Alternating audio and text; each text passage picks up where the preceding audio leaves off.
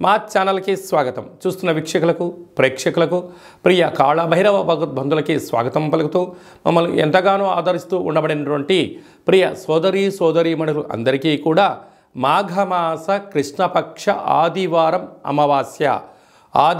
అమావాస్య అనగానే అద్భుతమైనటువంటి యంత్ర సాధన, మంత్ర సాధన, తంత్రిక సాధన చేసుకోవడం కోసము ఎంతగానో ఉపయోగపడేటువంటి పర్వకాలము. ఈ యొక్క తెలుగు సంవత్సరాదిలో చివరిగా వచ్చేటువంటి ఆదివారం అమావాస్య సందర్భంగా మనమందరము కూడా ఎలాంటి విధి విధానాలు పాటించడం వలన కాళభైరవుడి యొక్క శక్తి, కాళికామాత శక్తి మనము సంపాదించి ఒక బట్టి విక్రమార్కుడిలాగా, శివాజీ చక్రవర్తిలాగా, చాణక్య చంద్రగుప్తుడిలాగా అద్భుతమైన విజయం ఎలా సాధించాలో మనము ఈ వీడియోలో సవివరంగా సంపూర్ణంగా తెలుసుకుందాం. 10వ తారీఖు 3వ నెల 2024 మాఘమాసము, కృష్ణపక్షము, ఆదివారము, అమావాస్య, పూర్వాభాద్ర నక్షత్ర సందర్భంగా మనం ఎలాంటి విధిని పాటించాలో సంపూర్ణంగా తెలుసుకుందాం.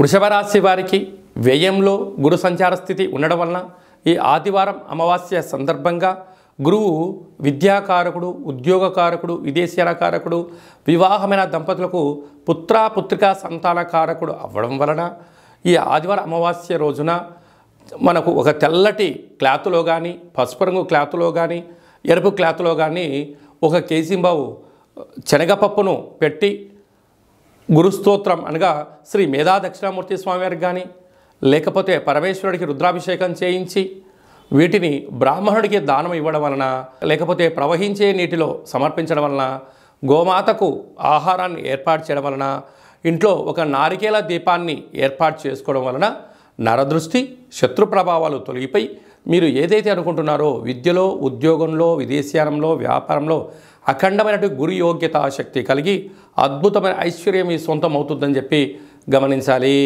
తరచుగా గొడవ పడడం, పోలీస్ స్టేషన్లకు వెళ్ళడం, 490 కేసులు పెట్టుకోవడం, అలాగే విడిపోవడం జరుగుతూ ఉంటుంది.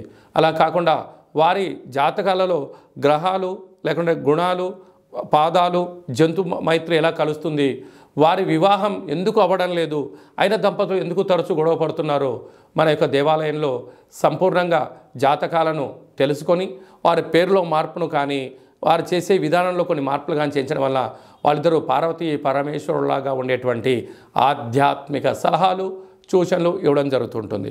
అలాగనే మీరు ఏదైనా ఒక వ్యాపారం ప్రారంభించాలనుకుంటున్నట్లయితే మీ యొక్క పేరును బట్టి, మీ రాశిని బట్టి, మీరు గ్రహస్థితులను బట్టి ఎలాంటి వ్యాపారాలు ప్రారంభిస్తే ఎలాంటి విజయాలు సాధిస్తారో మీరు తెలుసుకోవాలనుకుంటున్నట్లయితే ఈ కింద సంప్రదించినట్లు మీకు సర్వము తెలియజేయడం జరుగుతుంది. అలాగనే కాళభైరవ మంత్ర సాధన చేయాలి అనుకుంటున్న వారందరికీ మన యొక్క దేవాలయంలో మంత్ర సాధన, మంత్ర ఉపదేశ కార్యక్రమం ఏర్పాటు చేయడం జరుగుతుంది. ఆసక్తి గలవారు ఈ కింద నెంబర్ని సంప్రదించవచ్చు. ఈ ఆదివారం అమావాస్య సందర్భంగా అమ్మవారి యొక్క ఆశీస్సులు ఉండాలని కోరుకుంటూ ఆశీర్వచనం.